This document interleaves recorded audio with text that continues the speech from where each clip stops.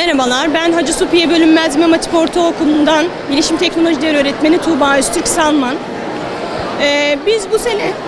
Biz bu sene farkındalık oluşturma adına hayvanları korumaya yönelik bir proje tasarladık.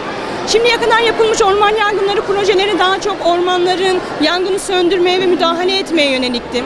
Biz buna ek olarak ormandaki yaban hayvanlarını korumak için ek bir barınak sistemi tasarladık. Hem farkındalık oluşturmak istiyoruz hem de orman yangınlarına farklı bir bakış açısı getirmek istiyoruz. Öğrencilerimiz bu konuda çok çalıştılar. Aylarca emek verdiler ve TÜBİTAK 2204 bölge finallerine katılmaya hak kazandık. Artuklu ilçesinde giden tek okuluz. İmam Hatip olduğumuz için de bu noktada çok gururluyuz. Projelerimize genelde yazdan başlarız. Fikir aşaması oluşur. Ondan sonra prototipler, araştırma süreci, Ocak ayına kadar 6 aylık bir sürecimiz var projeyi geliştirmek için. Hacı Supiye Bölünmez İmam Hatip Ortaokulu 4 senedir TÜBİTAK'ta var. Bir Türkiye üçüncülüğümüz var. Bunu bir vizyon haline getirdik. Her sene TÜBİTAK'ta yer alacağız, Teknofest'te yer alacağız. Teşekkür ediyoruz.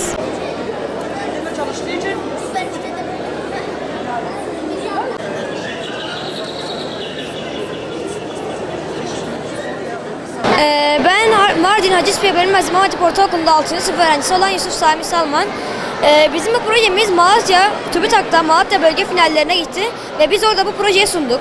Ben de Hacı Supiye Bölünmez İmam Hatip Ortaokulu'nda 6. sınıf öğrencisiyim.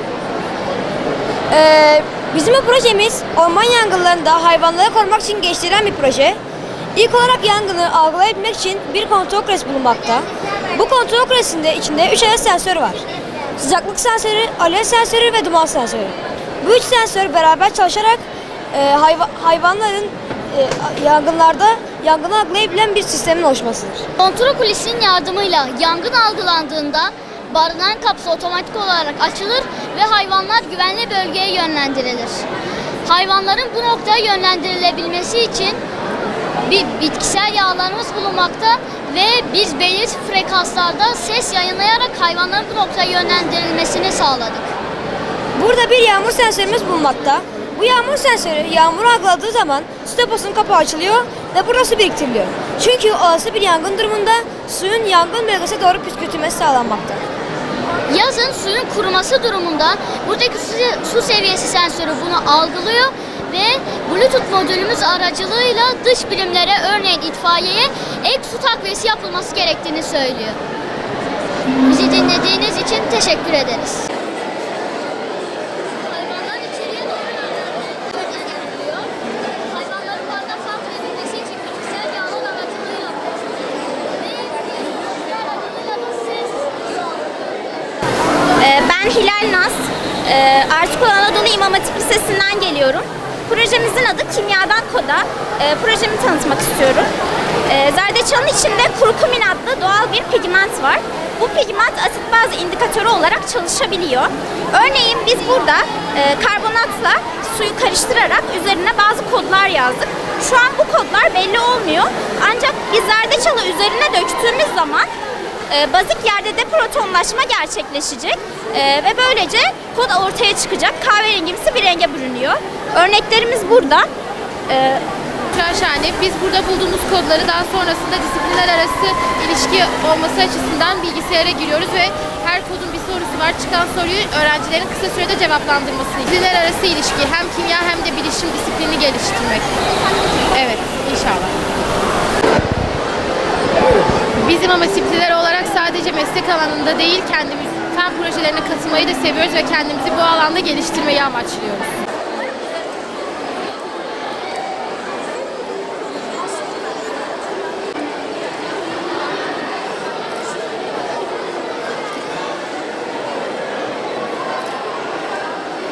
Merhaba, ben Nisan Nur Atış.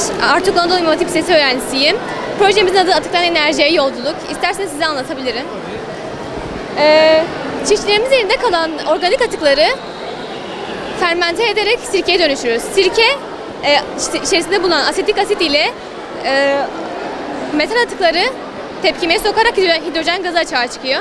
Hidrojen gazı şuraya gelerek suyun içerisi temizleniyor. Ayrıca bu emniyet görevi de görüyor. Eğer hidrojen gazını biz burada yaktığımızda eğer ateş geri teperse bunu söndürecek. Daha sonra buraya kadar geldiğinde hidrojen gazı bunu burada yakıyoruz. Sonra ısı enerjisi bunu hareket enerjisine dönüştürerek Stirling motorunu döndürüyor. Burada bulunan dinamo ise elektrik üretiyor. Yani hem mekanik hem de elektrik enerjisi üretiyoruz. Amacı işte atıkları yakıta çevirmeyi düşünüyorduk. Şöyle ki benim aklıma şöyle geldi. Asit bazları zaten işliyorduk onun yıldan beridir. Benim sana sevdiğim bir konu. Aklıma böyle bir şey geldi. Hani tepkimesini biliyorum hidrojen gazının açığa çıktığını ve bununla enerji elde etmek istedim. İmam Hatip gençliği olarak bilim hakkında toplumda pek ön plana çıkmasak da aslında biz de projeler yapıyoruz. Yani sadece mesleki ilimler değil, normal bilimlerle de uğraşıyoruz aslında.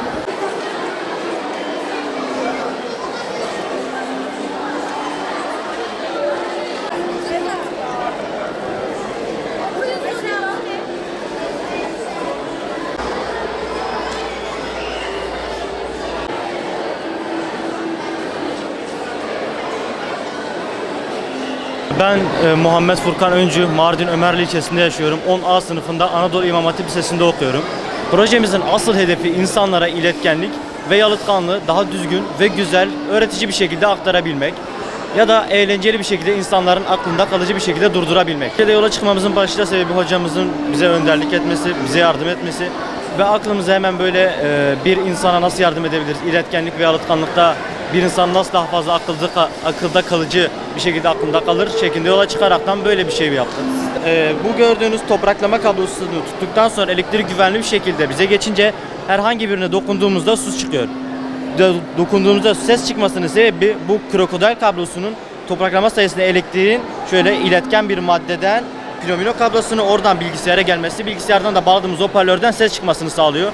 Dediğim gibi iletken bir madde ama şurada gördüğünüz yağ, sıvı yağ. Bu yalıtkan bir madde. Şöyle kablosunu çıkarttıktan sonra tutunca gördüğünüz gibi az da olsa ses çıkıyor.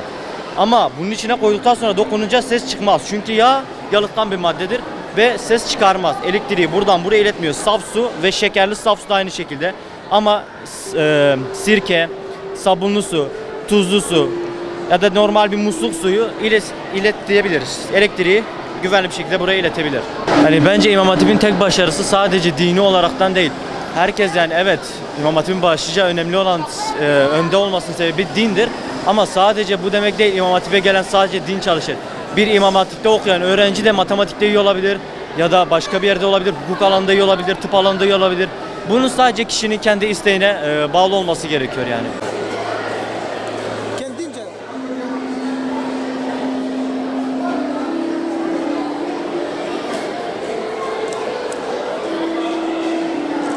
Hoş geldiniz. Bugün atılığında farkınız. Hayalinde var. Güneş dönemde güneş konuşuyor. Şöyle anlatayım mesela. Benim adım Edibe Nur, soyadım İder. Biz buraya Mardin Taşevi'den kablosuz enerji bağı aktarımını tanıtmaya geldik projemizi. Projemizin burada Midat evinden, konuk evlerinden yaparak tanıtımını yapacağız. Bizim buradaki amacımız kablosuz ağ bağlantı aktarılması. Burada bizim kablo olmadan transistörden ağ bağlantımız oraya aktarılınca orada manyetik alan oluşturarak manyetik alanımız enerji akımını yaparak kablosuz ağ enerji aktarımı yapılıyor. Bu nedenle kablo çevre kirliliğini azaltmış oluruz ve daha mantıklı olur. Biz bu bilgiyi transistörden kablosuz ağ enerji aktarımından alarak konuk evlere, Mardin konuk evlerine tanıtım olarak yapmak istemiştik. Ya, amaç olarak tam